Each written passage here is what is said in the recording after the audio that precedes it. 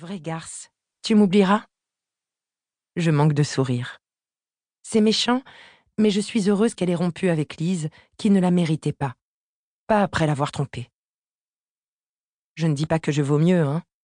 Avec la famille merdique que je me traîne, j'ai aussi mes problèmes. Mais je suis égoïste et j'ai envie qu'elle me choisisse moi. Je suppose que ça dépendra de la marque que tu laisseras, murmurai-je. Je sens la caresse électrique de ses doigts contre ma tempe, tandis qu'elle repousse mes cheveux. Une envolée de frissons me parcourt les bras jusqu'à mes jambes. Mon cœur bat vite dans ma poitrine, c'en est trop pour moi. Je pivote le regard vers elle et la trouve en train de me sourire. Ce n'est pas un sourire comme les autres, pas son fameux rictus qui crie « j'emmerde tout le monde ». Celui-ci est plus réservé et plus doux, plus intime. Elle est belle, Sarah. Ses cheveux noirs corbeaux sont longs, beaucoup trop longs, et tombent dans son dos en boucles soyeuses. Sa bouche est naturellement rouge, et ses yeux, d'un bleu profond, noient le feu qui l'habite. « Je ferai de mon mieux », dit-elle, avec un sourire qui fait chavirer mon cœur. Je craque. Ma bouche se pose doucement sur la sienne, et je crois mourir. D'abord surpris, son corps ne tarde pas à se détendre contre le mien. Très vite, je sens le bout de sa langue contre mes lèvres, que j'en trouve alors pour la laisser entrer, ma main agrippant sa nuque. Je suis en train d'embrasser une fille. Non, je suis en train d'embrasser Sarah. Mes bras se recouvrent de chair de poule tandis qu'elle ricane en reprenant son souffle. « Ok, ça, c'est fait. » « Désolée, » souris-je, mon nez effleurant le sien. « Ah non, ne t'excuse surtout pas. J'aime ce genre d'initiative. À l'avenir, n'hésite pas. » Alors je n'hésite plus. Nous passons l'après-midi entier à nous embrasser sur son lit, jusqu'à ce que je sois obligée de rentrer chez moi. J'ai beau retrouver mon enfer personnel, j'y vais presque avec le cœur léger. Parce que cette fois, je sais que tout ira bien. Je ne suis plus seule. Première partie. Suis-moi, je te fuis. Chapitre 1. Décembre 2015. Zoé. J'ai besoin de m'envoyer en l'air. Thiago ne m'écoute qu'à moitié, trop occupé à scruter le serveur derrière le bar. Je fronce les sourcils en suivant son regard de braise. Il est mignon, il n'y a pas de doute. Sauf que...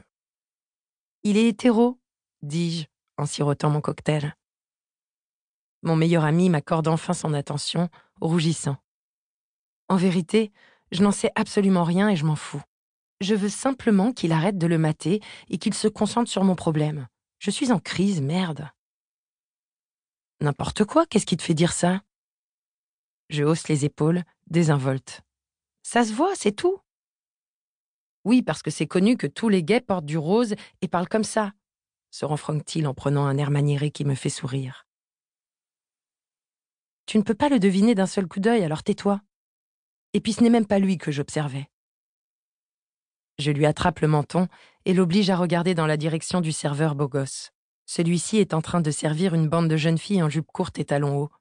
Son regard louche sur le décolleté de l'une d'elles, ce qui fait grimacer Thiago. Ok, mais ça ne veut rien dire. Il peut être bi. Peut-être. Bref, revenons-en à moi. Toi. T'as besoin de t'envoyer en l'air, j'ai compris, répète-t-il doucement, le regard sur son verre. Tu me le répètes depuis 2 semaines. Si tu veux coucher avec quelqu'un, fais-le. Ou alors... Attends. Tu veux coucher avec moi, c'est ça ? Je lui coule un regard blasé. En surface, Thiago peut vite paraître réservé, voire asocial. Mais une fois qu'on le connaît, on découvre un homme drôle et très intelligent. Il a ce genre de charme sombre et adorable qui fait tout de suite craquer. Grand, mince, avec des yeux charbon et des cheveux chocolatés plus soyeux que les miens. En classe de terminale, j'ai rencontré une fille en cours de sport, et quand elle a compris que j'aimais les femmes, mais aussi les hommes, elle m'a répondu « Ah, donc t'es bi ? Mais alors, pourquoi t'as toujours pas couché avec Thiago ?» J'ai passé la demi-heure suivante à lui expliquer qu'être bisexuel ne voulait pas dire être attiré par tout le monde. « Je ne veux pas coucher avec toi. Calme tes ardeurs. C'est juste... C'est juste plus dur pendant la période de Noël. Voilà, c'est dit. Bordel, quelle pleurnicheuse je fais.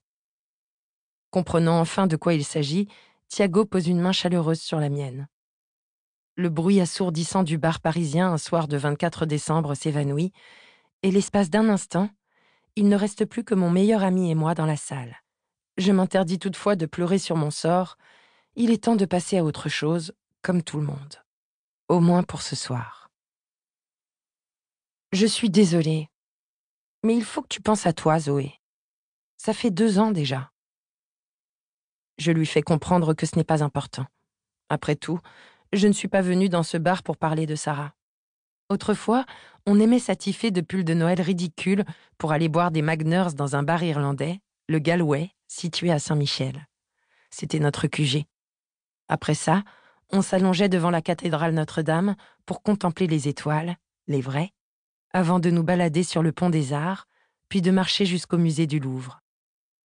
En dépit de ce qui s'est passé, il est hors de question d'arrêter les bonnes habitudes. Tu sais quoi ? Tu vas t'envoyer en l'air ce soir, me promet Thiago, en finissant son verre cul sec. Tu en as plus besoin que moi. Je lui offre un sourire reconnaissant et engloutis la fin de mon cocktail. J'ai voulu inviter Violette ce soir, que j'ai rencontrée à l'ESMOD et avec qui je partage désormais un appartement. Mais elle passe les fêtes avec son père dans le Jura. J'adore cette fille, même si notre amitié a commencé avec sa moussaka renversée sur mon pull Burberry. Je m'étais promis de la détester pour toujours, mais quand ses excuses ont, sans que je sache pourquoi, viré sur son amour pour Colin Firth, je le lui ai pardonné. « Je vais commander 2 autres shots et je reviens », dit Thiago avant de partir. Je lève les yeux au ciel en le suivant du regard. Ce salaud m'abandonne pour aller voir le serveur de plus près et il croit que je suis trop idiote pour ne pas piger le truc. J'attends de longues minutes, il ne revient pas. Ma foi, peut-être que le serveur est bel et bien bisexuel. Me tortillant sur place, je décide d'aller attendre Thiago près des toilettes. 4 filles patientent déjà et je me pose contre le mur, les bras croisés sur la poitrine. C'était une mauvaise idée de venir ici. J'aurais dû m'en douter. J'écoute la musique en chantant dans ma tête, jusqu'à ce qu'un semblant de conversation atteigne mes oreilles. La rappeler le lendemain, je veux dire ok, j'avais promis, mais tout le monde sait que quand on dit ça, c'est du baratin. C'est pas ma faute si elle a pas pigé le truc. Pardon ? Je suis tellement blasée que je fronce les sourcils en tournant la tête. 2 types sont là, à ma droite, la hanche adossée au bar. Celui qui parle, appelons-le Blondie, me tourne le dos, tandis que l'autre lui fait face et l'écoute en hochant vaguement la tête. Il donne l'impression de s'ennuyer ferme. Répond-il en faisant tourner son verre. En effet, quelle idiote de ne pas avoir compris. Je crois entendre une pointe d'ironie dans sa voix, mais je n'en suis pas certaine. J'avais envie de lui répondre « Meuf, si je t'ai dit que je t'appellerais, mais que j'ai pas pris ton numéro, tu t'es pas dit qu'il y avait un problème ?» Puis je comprends pas ce qu'elles ont toutes à vouloir approfondir. Si je te ramène chez moi 2 heures après t'avoir rencontré, c'est que je ne veux que ton cul, réfléchis. Je me retiens d'éclater de rire. C'est nerveux. Tellement, en fait, que je me décolle du mur et me poste derrière Blondie, une main posée sur ma hanche. J'espère bêtement qu'il sentira ma présence et se retournera. C'est toutefois son interlocuteur qui remarque mon regard noir et mes lèvres pincées. Ses yeux dévient de son interlocuteur et se posent sur les miens. Je hausse un sourcil provocateur, mais une fois la surprise passée, c'est un sourire qui naît et grandit sur son visage. « Oui, c'est clair, » dit-il. « Continue, je t'en prie. » Le fumier. C'est pour ça que les femmes viennent de Mars et nous de Vénus. Elles veulent de l'amour alors qu'on veut du cul. Je crois que c'est l'inverse, mec, répond le brun. Les femmes viennent de Vénus. Ouais, peu importe. Tout ce que tu dois retenir de cette histoire, c'est ne couche jamais avec une féministe. Mauvais coup, assuré. Elle n'a même pas voulu que je la prenne par derrière. L'autre grimace et se retient difficilement de rire, le poing devant la bouche. Je tâcherai de suivre le conseil, mec. Ce crétin se régale, c'est clair. Alors que Blondie, grand gourou de l'amour, lui répond que ce sont les féministes qui mènent le monde à sa fin, j'en profite pour mettre un terme à la mascarade. Livre audio complet gratuit disponible en description de cette vidéo.